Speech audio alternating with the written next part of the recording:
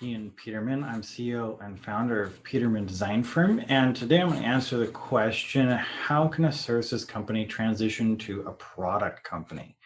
Now, this is not always a typical transition, but with the way products are able to be sold and how it can be a value add for customers, a lot of service companies or service-based companies do find a way to transition into a product company at the same time, at least, keeping their services, and some even just transition away from being as much services as and really becoming a product company. So, and I've worked with companies that have made this transition, and there's a few things that definitely should be thought of, and there's a process to it that can make that process easy and really take advantage of every asset that you have and some smart ways to do it. So, things that we're going to cover in this video are, how to get your customers' input, what you should be looking for. It's just not just asking them, do you want a product? There's a way to go about it, leveraging your existing customer base, and of course, looking for new similar markets. Now, the first one, getting your customers' input. There's two primary questions that you want to be asking yourself and then them. And it's, what products do your customers already use? So, what do they use typically in a day? What do they use for business? What do they use on the go? What products are they typically purchasing and using now? And it doesn't have to be related to your services, just what products do they like? What kind of brands do they like? What kind of products do they use? Understanding and getting a feel for the product side of your customers can really help determine, what are areas that your customers would be interested in? What kind of products? Do they like outdoor products? Are they, camping? What are they interested in? And what are those products they purchase?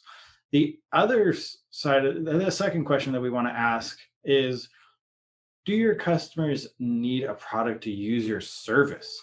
So this is a really easy way to gently ease into products if you are a service-based company.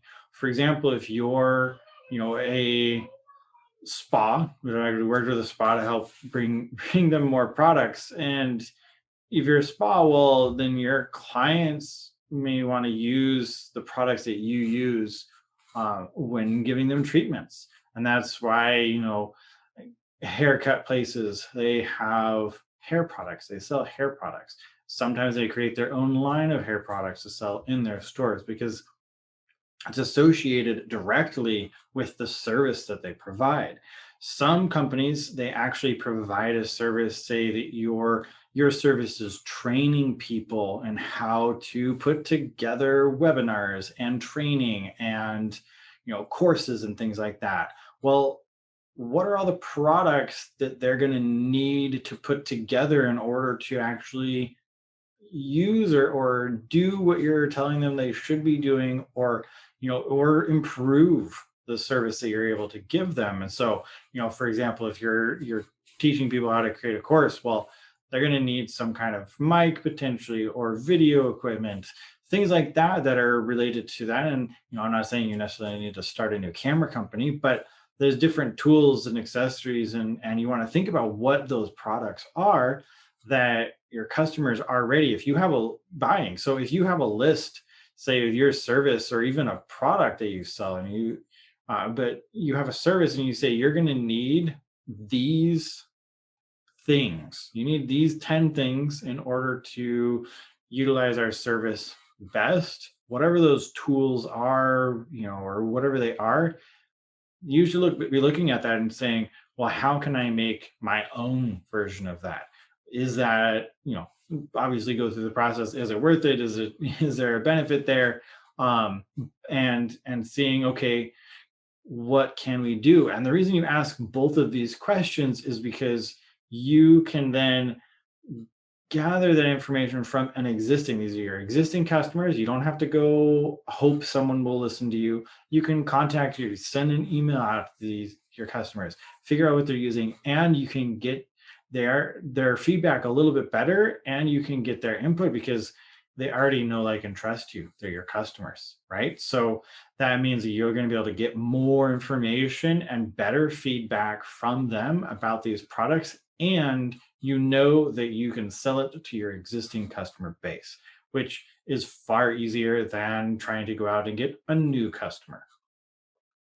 Next thing I want to talk about is leveraging your existing customer base. So beyond just asking them, what do you want? What do you like? What products do you use?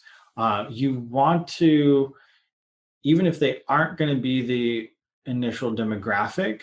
So say you're launching a product that may not be completely for your existing customers, it's likely that you can use your current customer base to help promote your product. So you got to think of them as your team for launching. You send out an email letting them know that you're developing a product. You could involve them in the process, having user testing, saying, hey, you're an existing customer.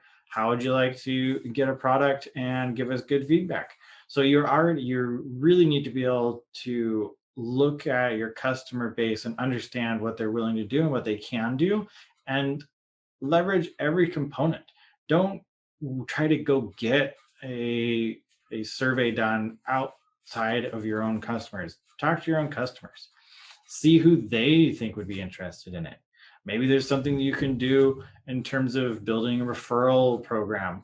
You refer program, you get this product, you get a discount. You refer this, you get something else. So you already have this customer base, and it's really important for you to not forget about them as well, because when you launch a product, you want that your customers, you've worked really hard to get them. You've worked really hard to give them value and provide them something that they believe is valuable and useful. And you now have this relationship. You want to make sure that you work with them in order to launch your new product, especially when you're jumping out of a service area into a product space. It's really important to leverage your existing customer base in a really positive way to make sure you're putting out a product that's going to actually meet their needs. So the third area that you want to be looking at is, obviously, your primary customer base is great. However, sometimes your product may actually be a great gateway into another market. And so something you want to be doing is looking at, okay, well, my service only works for these people, but the product that I'm creating for them actually could work in these other areas as well. And so being aware of that and being able to look at, okay, well, I can market my product into these new market areas will really help to grow your base and launch your product very quickly and get it spread out into as many markets as possible faster than if you just focus on your primary customers that already are your customers. You, of course, don't want to forget about them. You don't want to eliminate them as from your marketing. You want to make sure they're aware and part of it. But being aware of these tangential areas can also produce this symbiotic relationship where maybe you start selling the product to these people over here that maybe you didn't think wanted your service, but it turns out after they are involved with the product and they understand your brand, maybe they come back and say, yeah, we actually want your service. So then the product and service start to feed each other in terms of, you might find a customer via the product, you might find a customer via your services, and they can cross-sell very easily with each other. And so keeping those things in mind will help guide you really well into making a smooth transition that is successful, because you definitely, product world, you don't want to go down that path, invest a whole bunch of money, and then comes to a standstill. So, we've covered a few different areas: getting customers' input, leveraging your existing customer base, and looking for new, similar, and related markets. And keeping those three things in mind will really benefit you and make it successful. Hey, thanks for watching. We really appreciate our viewers. And if you haven't subscribed yet, please do subscribe to our channel so you can get more great videos like this in your feed, and like the video. If you want to learn more about the Peterman Design Firm, please check us out on our website, petermanfirm.com. You'll find link and information in the description. And of course, we're on all social media as well. So check us out there. All right. Thank you.